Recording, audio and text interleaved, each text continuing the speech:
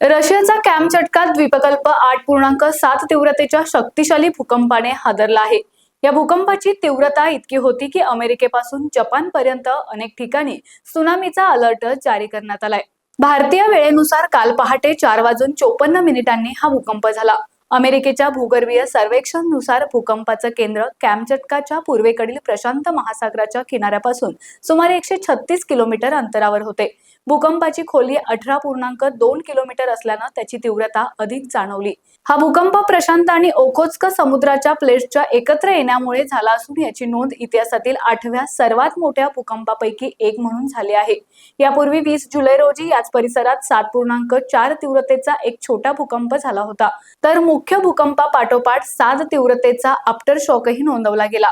अमेरिकेच्या अलास्कामध्ये असलेल्या राष्ट्रीय त्सुनामी चेतावणी केंद्रानं अलास्का अलेउतियन द्वीपसमूहांसाठी त्सुनामीचा इशारा जारी केला आहे। या व्यतिरिक्त कॅलिफोर्निया, ओरेगन, वॉशिंग्टन आणि हवाई या अमेरिकेच्या पश्चिम किनारपट्टीच्या काही भागांवरही त्सुनामीची देखरेख ठेवली जात आहे। यामुळे संपूर्ण पॅसिफिक क्षेत्रात चिंतेचं वातावरण निर्माण झालंय।